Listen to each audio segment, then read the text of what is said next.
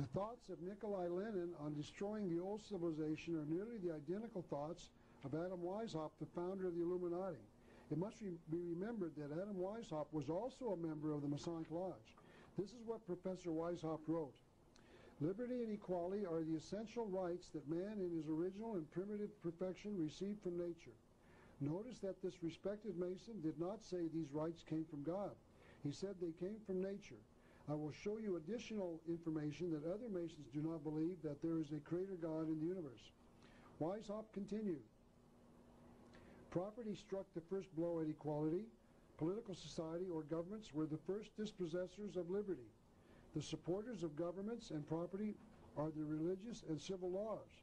Therefore, to reinstate man in his primitive rights of equality and liberty, we must begin by destroying all religion, all civil society, and finish by the destruction of all property. So we can now summarize the beliefs of the Illuminati. We must abolish monarchy and all ordered government. We must abolish private property. We must abolish the rights of inheritance, meaning the right to pass on what you've accumulated to your heirs. We must abolish patriotism or nationalism, meaning the destruction of national borders. We must abolish the family, marriage, and morality, and we must abolish all religion. These are precisely the same thoughts expressed by the communist Karl Marx. There is no direct evidence, but there is abundant circumstantial evidence to say that Karl Marx was a later member of the Illuminati when it was no longer called the Illuminati but the Communist Party. So we can summarize all that we have examined so far. The old world order has to be replaced. And we can see that the Communists, the Illuminati, the New Age, and the Masonic Lodge are out to destroy the old civilization and replace it with communism. This new civilization, based on the principles of communism, is now being called the New World Order.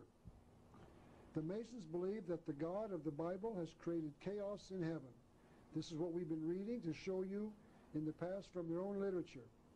The Masons believe that God created chaos. This is a copy of the 32nd degree certificate, a 32nd degree certificate. A friend of mine was a 32nd degree Mason, and he gave me a copy of a certificate that he received after he completed the 32nd degree. Notice the phrase ordo ab chaos in the middle. Ordo ab chaos means, in Latin, order out of chaos. As we have seen, the Masons admit that the God of the Bible created chaos in the universe, and after man is freed to use his mind in all areas, the universe will become ordered. The Masons have decided it. As we've already seen, they will create Masonic religion, Masonic law, and Masonic property. And they call this condition, quote, order, unquote, instead of the chaos created by the God of the Bible. Pierre-Joseph Proudhon, the socialist, summarized it best when he said the same thing. God is tyranny, God is evil. God is nothing more than the executor of my reason. And Terry Cole Whitaker, the New Age leader I've quoted before, tells us that this will be the future of the New World. The New World will be a world in which there will be none of the things that make up the misery of the old world today, meaning the old world order. We have an opportunity to create a new reality and to put an end to the old. That means that in the New World Order there will be no more morality. Each man will be free to decide for himself what is right and wrong. It is true. It is not just the Masons who want to abolish religion. You might remember that quote that I read earlier in this lecture from Franklin Roosevelt's speech of October the 27th, 1941, to the nation. He said that Hitler's plan for his New World Order, also desired by the Masonic Lodge, was a plan to abolish all existing religions. Now anyone can see that the Masons want the same thing. As I said, there is a new religion spreading around the world called the New Age religion. One of the most articulate of its writers is Terry Cole Whitaker, the woman I've just quoted. She wrote, "There will be no more God of vengeance for us to fear, and therefore no more God-fearing people." She wrote, "The New Age will mean the end of religion." She wrote that it will also mean the end of government. Everyone will govern themselves. There'll be no more tyrants and no more organizations to tell us what is good for us and what is bad. It sounds like to me that Terry Cole Whitaker is saying the same things that the communists and the Masons are saying, and the socialists as well. I'd like to repeat what Pierre-Joseph Proudhon, the socialist, said when he said the same thing. He said, God is tyranny, God is evil, God is nothing more than the executor of my reason. Now let me connect all that we have learned so far with the founding of America, because those who believe in this New World Order were active in the founding of this nation. Manly P. Hall wrote this book entitled The Secret Destiny of America. I think it will interest you to know that according to Mr. Hall, America has a secret destiny. Mr. Hall wrote, years of research has convinced me that there exists in the world today, and has existed for thousands of years, a body of enlightened humans united in what might be termed an order of the quest. It is interesting to note here that the Illuminati means the enlightened ones. This body, is composed of those whose intellectual and spiritual perceptions have revealed to them that civilization has a secret destiny. Secret, I say, because this high purpose is not realized by the many. Not only were many of the founders of the United States government Masons, but they received aid from a secret and august body existing in Europe. It sounds like he, meaning Mr. Hall, was referring to the Illuminati founded in 1776. It is known that many of the founders knew about the Illuminati when they founded this nation, which helped them, this group, this august group in Europe, helped them establish this country for a particular purpose known only to the initiated few. America does have a secret destiny. Our founding fathers knew what it was, because our founding fathers had been initiated into the secret mystery religion that was to bring us the New World Order. The Supreme Council of the 33rd degree of the Scottish Rite of Freemasonry agrees that many of the founders were Masons. This is a slide of Henry C. Clausen, the past sovereign grand commander of the Masons, and he reported that 23 of the 39 signers of the Constitution were members of the Masonic Lodge. Notice that the 23 Masons constituted a majority of all of the founders, those who signed the Constitution. It might be appropriate here to mention that the number 13 is a magic number to the Masons. We shall see more of this in a few minutes. It is interesting to note that the number 39 is the product of the multiplication of 3 by 13. So there appears to be a concealed number 13 in the number of signers of the Constitution.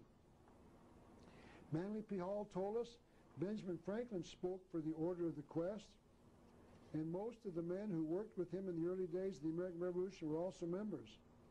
Now, history has recorded that Benjamin Franklin was a very visible member of the Masonic Order, and Mr. Hall is now telling us that he was also a spokesman for the Order of the Quest. This is the drawing of Mr. Franklin in his Masonic attire. Now let us return to America's secret destiny. I'd like to show you the two sides of the Great Seal of the United States. You will no doubt recognize them because these two seals are reproduced on the back of the dollar bill. This is called the obverse side, meaning the front side, the eagle side, and this is a little different version of the same seal that we see whenever the President of the United States speaks to the public. But at least it is more recognizable than the reverse side, meaning the back side of the Great Seal of the United States. These two seals were adopted in 1782 by the founding fathers of the United States, but the reverse side was not shown to the American people until 1935. This is the copy of the original paperwork that President Franklin Roosevelt signed, putting the Great Seal of the United States on the back of the dollar bill. And this is a photograph of Franklin Roosevelt seated in the middle, in the center, in his Masonic apron. If you will notice, you'll see the white apron around his waist. Henry Wallace was his vice president, and he was the man who recommended that Franklin Roosevelt put the Great Seal on the back of the dollar bill. Henry Wallace was a 32nd degree Mason. I'd like to continue now with Mr. Hall's charges that America was set up by the Order of the Quest. He wrote this: if the design on the obverse side, meaning the side with the eagle, is stamped with the signature of the Order of the Quest. The design on the reverse is even more definitely related to the old mysteries. What he was saying was that these symbols on our dollar bill are not there by accident. They're related to the ancient worship of what he later called the ancient mystery religion. Mr. Hall continued, "The Great Seal is the signature of this exalted body, meaning the Order of the Quest or the Masons, and the unfinished pyramid upon its reverse side is a trestle board, setting forth symbolically the task to the accomplishment of which the United States government was dedicated from the day of its inception. That means that the founding fathers who designed the Great Seal knew what they were doing. They were committing this nation to the ancient mystery religion. Notice that the eye above the pyramid is not yet on top of the pyramid. That means that their task is not yet accomplished. When the eye seats itself on the pyramid, their job will be finished, and I am contending that the date for that capping of the pyramid is known. That date has been determined, and it will occur on January the 1st, the year 2000 AD. I will explain why this date is significant a little later in this lecture." Mr. Hall continued, "There's only one possible origin for these symbols, and that is the secret societies which came to this country 150 years before the Revolutionary War. If you take 150 years from 1776, the date of our founding, you get the date of 1620, about the date the Pilgrims came to America. So what he was saying is that at the same time the Pilgrims came to America, the conspirators came as well." He goes on to point out, "There can be no question that the Great Seal was directly inspired by these orders of the human quest, and that it," here he's talking about the Great Seal, "set forth the purpose for this nation, as that purpose was seen and known to the founding fathers. It is true, America has a secret destiny, and the founding fathers knew what it was. Those who gave us the Great Seal of the United States knew what they were doing when they incorporated the Latin phrases, an all-seeing eye, a pyramid, an eagle, and the use of concealed Masonic numbers on it. I'd like to explain just what all of these symbols mean as I continue this lecture. We will examine the hidden meaning behind the symbols of our Great Seal of the United States. The reason our founding fathers placed these symbols on our Great Seal is because they were conspirators."